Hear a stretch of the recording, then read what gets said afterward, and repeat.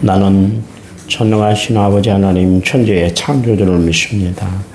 나는 그의 위라스 아들 우리 주 예수 그리스도를 믿습니다.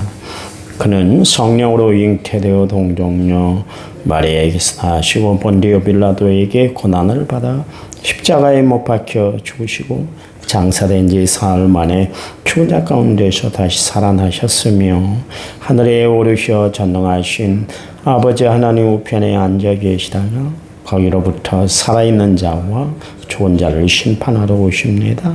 나는 성령을 믿으며 거룩한 공교회와 성도의 교제와 죄를 용서받는 것과 몸의 부활과 영생을 믿습니다.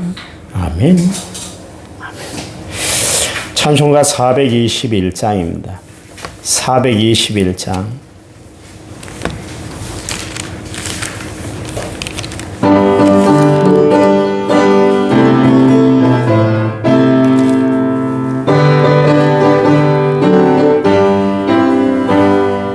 내가 예수 믿고서 죄사함 받아 나의 모든 것 다 변했네. 지금 내가 가는 길 천국 길이요 주의 피로 내 죄가 씻겼네. 나의 모든 것 변하고 그 피로 구속받네. 하나님은 나의 구원 되시오니 내게 정죄하겠네. 주님 밝은 빛에서 어둠에 지닌 나의 모든 것 다 변했네. 지금 내가 주 앞에 온전케 됨은 주의 공로를 의지함일세. 나의 모든 것 변하고 그 피로 구속받네. 하나님은 나의 구원 되시오니 내게 정죄하겠네.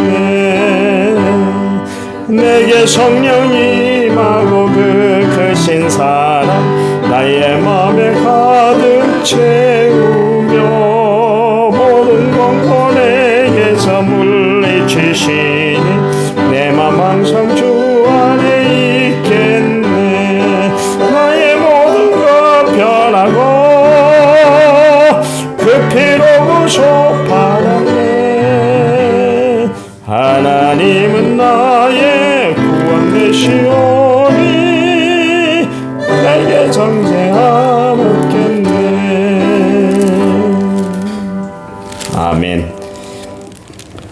찬송가 한 장 더 부릅니다. 426장. 찬송가 426장입니다.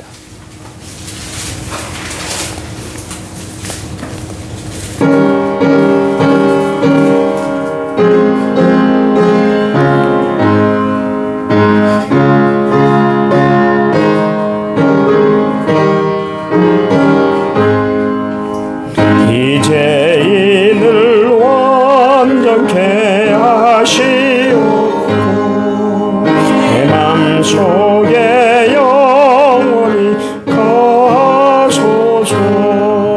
죄 가운데 빠졌던 몸과 마음을 있는 보다 더 이게 하옵소서.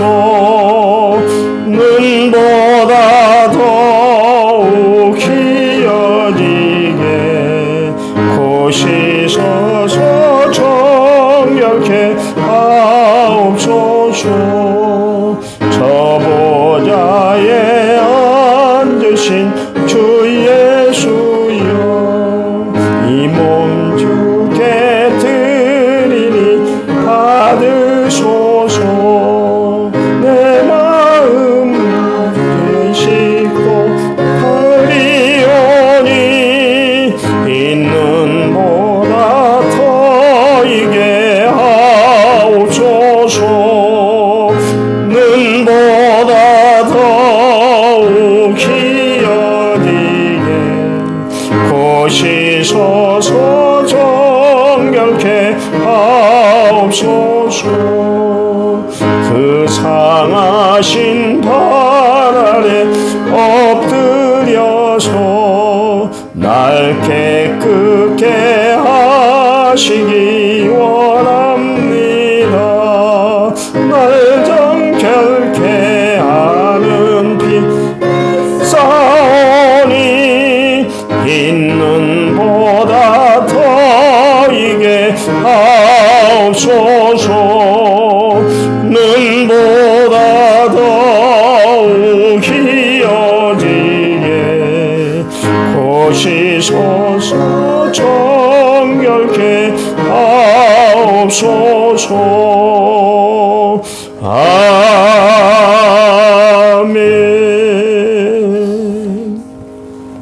아멘. 성경 말씀 봅니다. 골로새 3장 18절 19절. 골로새 3장 327페이지 시작 성경입니다. 18절 아내들아 남편에게 복종하라. 이는 주 안에서 마땅하니라. 남편들아 아내를 사랑하며 괴롭게 하지 말라. 아멘. 1천번째 6256번째 문제가 하나님 앞에 드렸습니다. 그 신앙생활 해온 것을 이렇게 반추해 보니까 제가 10대 때 예수 믿는 거하고 20대, 30대, 그리고 40대, 50대, 그리고 60대 예수 믿는 게 다르더라고요. 그 성경을 보는 것도 그렇습니다. 10대 때 성경을 들여다보는 거하고 20대, 50대, 그리고 60대 때 이 성경을 보는 관이 달라지더라고요. 또 성경에서 들려지는 하나님의 말씀이 다르게 느껴져요. 설교도 마찬가지입니다. 30대는 막 진짜 막 쩌렁쩌렁 했거든요. 40대, 50대, 60대 되니까 설교 패턴도 달라지고 모든 것이 다 다르더라고요. 그 장경동 목사님이 젊어서 그랬다 하잖아요. 무조건 막 소리를 지르고 막 크게 기도해야만 기도가 완성이 되고 하나님이 듣는 것으로 생각했는데 가만히 뒤돌아보니까 그것만이 전부가 아니라 하나님은 우리의 어떤 음성, 어떤 소리도 다 들으시는 분이시다. 그것을 이제 깨달았다는 그런 이야기도 했다마는 그렇습니다. 그 유대인들 아이들이 이제 젖을 뗄 때가 되잖아요. 보통 한 6세 정도 이제 이야기를 하는데 우리는 어려서 이제 보통 아이들이 이제 뭐 말을 하고 말문이 트이고 눈이 뜨이면 주변에 숫자판 또 알파벳 또 기역 니은 디귿 그것 이렇게 걸어 놓잖아요. 그리고 애들이 조교 교육을 시킨다고 해서 그렇게 합니다만 유대인들은 그렇게 하들 않아요. 그 토라를 읽게 하는데 먼저 어떻게 하냐면 토라에다가 꿀을 발라요. 그래서 어린아이가 그 토라에 있는 꿀을 핥아먹게 만듭니다. 그래서 하나님의 말씀은 이렇게 꿀처럼 달다. 그것을 이제 보여주기 위해서 시청각 교육적으로 그렇게 이제 교육을 합니다. 저는 요즘 말씀을 대하면 대할수록 성경을 대하면 대할수록 하나님의 말씀이 송이꿀보다 더 달다. 그렇게 이제 생각을 합니다. 여러분 정말 하나님을 만나고 싶으면 성경의 사람이 되시기 바랍니다.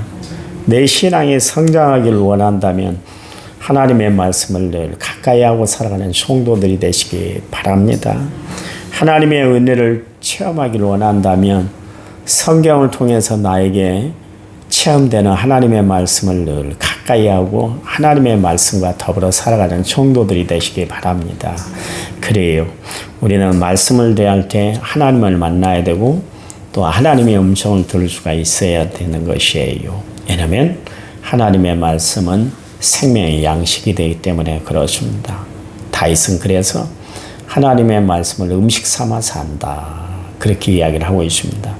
시편 19편 10절 말씀에 금 곧 많은 순금보다 더 사모할 것이며 꿀과 송이꿀보다 더 달도다 그랬습니다. 솔로몬도 잠언 24장 13절에서 내 아들아 꿀을 먹으라 이것이 좋으니라 송이꿀을 먹으라 이것이 내 입에 달다 그렇게 이야기를 하고 있습니다. 찬송가 200장 찬송가 작시가는 달고 오묘한 말씀, 그 말씀 생명의 말씀이다 그렇게 이야기를 하고 있잖아요. 거기도 보면 달고 오묘한 말씀이다.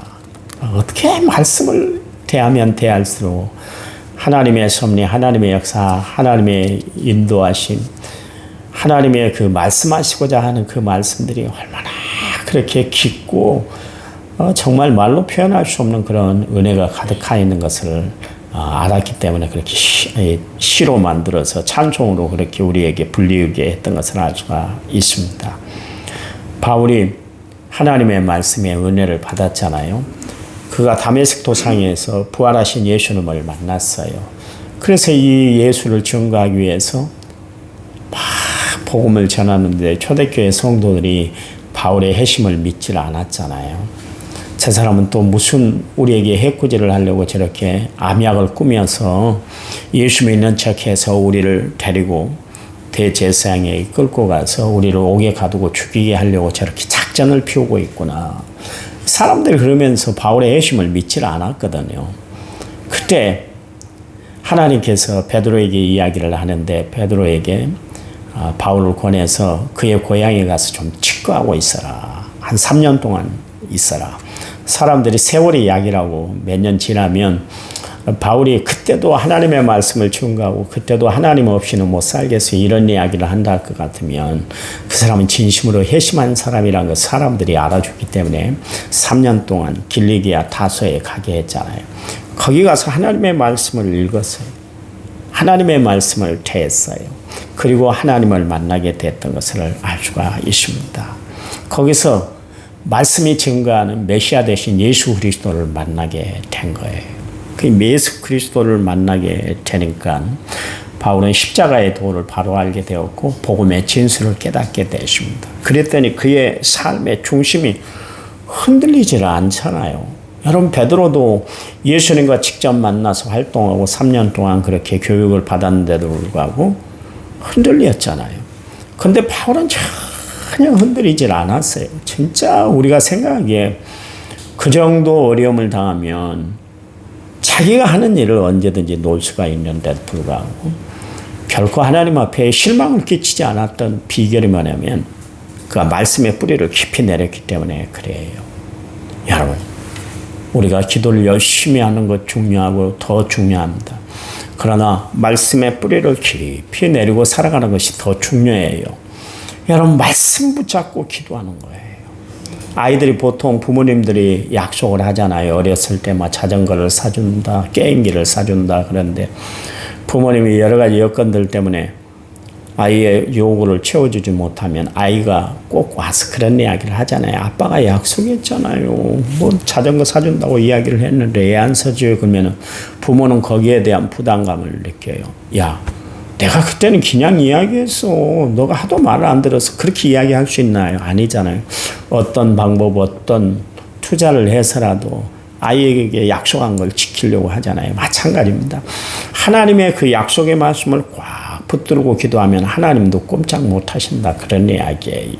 그대로 이루어져요. 그러니까 우리가 말씀의 삶이 중요한 이유 중에 하나가 뭐냐면 모든 것을 하나님은 말씀대로 이루어 주시기 때문에 그렇습니다. 그러니 여러분 하나님의 말씀을 붙들고 살아가는 성도들이 되시기 바랍니다.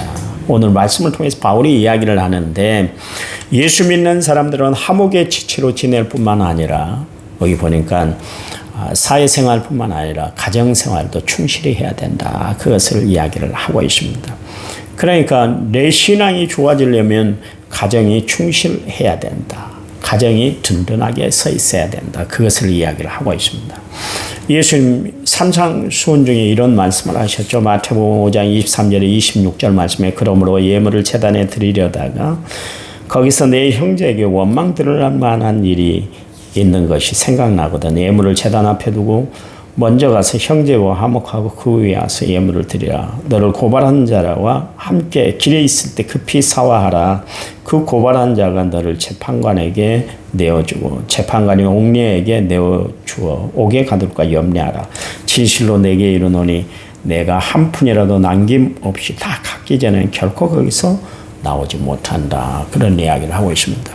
그러니까 우리가 예수 믿는 신앙생활만큼이나 사회생활도 분명하게 하고 살아라. 그런 이야기예요. 신앙생활은 그렇습니다. 하나님과의 관계 못지않게 또 사람과의 관계도 바로 하고 살아야 된다. 그런 이야기예요. 요한일서 4장 20절 말씀에 누구든지 하나님을 사랑하노라 하고 그 형제를 미워하면 이는 거짓말을 하는 자니 보는 바 그 형제를 사랑하지 않은 자가 보지 못한 바 하나님을 사랑할 수 없다. 그러십니다.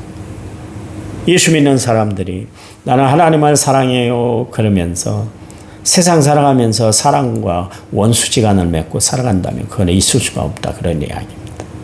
여러분, 정말 나는 진심을 다해 예수 믿는 삶을 표현하고 보여주고 살아가고 있는가 다시 한번 살펴보시기 바랍니다. 우리 마음에 정말 어떤 사람도 다 용납하고 받아들일 수 있는 그런 넓은 마음의 소유자들이 되어야 할 줄 믿습니다. 에베소 6장 1절 4절 말씀에 자녀들아 주 안에서 너희 부모에게 순종하라. 이것이 옳으니라. 내 아버지와 어머니를 공경하라. 이것은 약속이 있는 첫 계명이니 이로써 내가 잘되고 땅에서 장수하리라. 또 아비들아 너희 자녀를 노엽게 하지 말고 오직 주의 교훈과 훈계로 양육하라. 그랬습니다. 에베소서뿐만 아니라 이 골로새서에서 계속 바울이 반복해서 이야기를 하고 있잖아요. 남편 된 의무, 아내 된 도리, 그리고 자식 된 의무, 거기에 대해서 이제 이야기를 하고 있습니다. 그러면서 에베소서 5장 22절에 28절을 말씀해 보니까 아내는 남편을 복종하라 그랬습니다. 왜냐하면 죽게 하듯 그렇게 하라. 아내도 범사에 남편에게 복종하라. 자기 아내나 남편을 사랑하는 자는 결국 뭐예요? 자기를 사랑하기 때문이다. 그런 이야기입니다. 어쩔 때 보면 참 남편이 마음에 안 들 때가 있잖아요. 아내가 마음에 안 들 때가 있잖아요. 저 왼수 같은 인간. 그렇게 이야기들을 많이 해요. 옛날 어른들은 왜 그렇게 참 왼수지간이 많았는지 몰라요. 시어머니도 왼수고 자식도 왼수고 그래 자식이 왼수요. 뭐 이런 이야기를 많이 하던데 저 남편도 왼수요. 귀신은 뭐 하는지 모르겠다고 막 그런 이야기를 하면서 막 불면 소리를 냈는데 진짜 예수를 못 믿어서 그랬던 것 같아요. 예수 믿으면 참 은혜로운 삶을 살아갈 수 있는데 말이죠.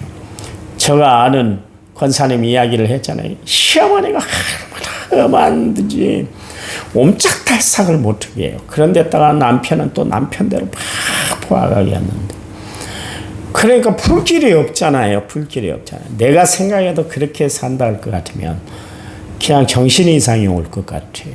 근데 그분이 푸는 방법이 있었습니다. 교회 와서 기도하시는데 2시간씩 막 3시간씩 기도하세요. 이야기했잖아요. 마지막에는 30분 동안에는 다 하나님 감사합니다. 하나님 감사합니다. 뭐가 그렇게 감사할 일이 많은지. 오직 남편 믿음 하나만 보고 저 섬에서 그렇게 신앙 좋은 거 보고 남편 의지하고 왔는데 왔더니 가정생활 너무너무 힘들었어요. 진짜 힘들었어요.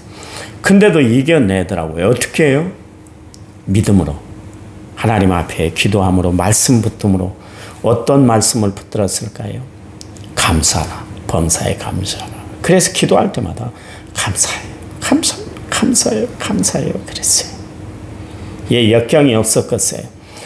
감사한 대로 다 풀이가 되면 얼마나 좋을까요? 그런데 그렇지 않았어요. 그런데도 불구하고 여전히 감사해요. 요즘도 이제 지금 서울에 사시는데 요즘도 저에게 이제 SNS가 와요. 당신이 큐티한 것을 저에게 보내주시는데 거기도 보면 늘 하나님 제일주의고 하나님 앞에 감사해요. 어떻게 해서 그분이 그렇게 정말 믿음으로 끝까지 살아갈 수 있었을까요? 하나님의 말씀을 붙드는 힘이 있었기 때문에 하나님의 말씀 중에 함께 하셨기 때문인 줄 믿으시기 바랍니다. 그래요. 여기 보니까 본문에 아내와 남편의 의무사항에 대해서 말씀을 하는데 아내는 남편에게 복종하라. 남편은 아내를 사랑하고 괴롭히지 말아라. 그러십니다. 여러분 부부관계는 서로가 서로를 위하는 관계가 돼야 돼요. 누가 그럽디다. 안에서 새는 바가지 밖에서도 샌다고 서로 잘하고 높여주는 관계가 돼야 평안하고 기쁨을 누리고 살아갈 수가 있는 거예요. 여러분 아담과 하와의 관계를 봐보세요. 둘이 하나님과의 관계가 잘 됐을 때는 가정이 평화로웠어요. 정말 두고 보기 아까운 그런 존재들이었습니다. 아름다운 관계였어요. 그런데 봐보세요. 죄짓고 나니까 그들의 아름다운 관계가 다 깨지고 말았잖아요. 여러분, 그래서 부부간에는 서로 손잡고 기도해야 되고 둘 사이에 말씀이 함께해야 됩니다. 그래야 하나님이 원하시는 가정이 되는 거예요. 여러분, 예수님과 우리의 관계에 대해서 성경은 말씀을 하고 있잖아요. 왕과 신하의 관계다. 또 종과 주인의 관계다. 그렇게 이야기를 합니다. 그러나 가장 좋은 관계는 뭐냐면 신랑과 신부의 관계예요. 왜 이 관계가 중요합니까? 사랑의 관계이기 때문에 그렇습니다. 여러분, 요즘은 가마를 타지를 않습니다만은 요즘도 뭐 전통을 하면 가마 타고 들어오긴 합니다만은 여러분 가마를 봐보세요. 앞에서 끄는 가마꾼이 있고 뒤에서 들어주는 가마꾼이 있잖아요. 그 안에 누가 있어요? 신부가 있어요. 그러면 가마꾼 앞에 보고하는 사람은 뭐예요? 앞을 바라보면서 살아가는 사람이니까 소망이에요. 뒤에 따라가는 사람은 뭐예요? 믿음을 가지고 따라가는 거예요. 앞에 사람이 가는 대로 그냥 좋은 길로 가겠지. 그러면서 따라가는 거예요. 그 안에 있는 신부는 뭐예요? 사랑이에요. 그렇다면 이 가마가 드디어 신랑 앞에 갔을 때 가마꾼도 신랑 집에 같이 들어갑니까? 아니요. 그들의 관계는 거기서 다 끝나요. 그런데 봐보세요. 끝까지 신랑과 같이 하는 사람은 신부인데 끝까지 같이 하는 관계, 하나님과 같이 하는 관계는 사랑이에요. 여러분, 사랑하며 사시기 바랍니다. 사랑하세요. 지금까지 살아왔는데도 안 고쳐집니까? 그러면 그러려니 혹은 살아요. 하나님도 나도 고쳐보려 했는데 그 인간 안 고쳐지더라. 그냥 살아라. 네 마음 속썩이고 살지 말고 그냥 보듬고 안고 살아. 그냥 눈에 보이면 못 본 척하고 눈에 띄면 그런가 보다. 그러면서 다듬고 사랑하고 살아. 하나님이 그렇게 말씀하시는 것 같아요. 여러분, 그래요. 오늘도 살아갈 때 여러분의 가정이 사랑으로 하나 되시기 바랍니다. 여러분의 삶이 사랑으로 은혜 충만한 삶이 되시기 바랍니다. 오직 사랑인 것 같아요. 오직 사랑. 아니에요. 아니에요. 오직 사랑하면 되는 겁니다. 하나님 감사합니다. 주님 사랑합니다.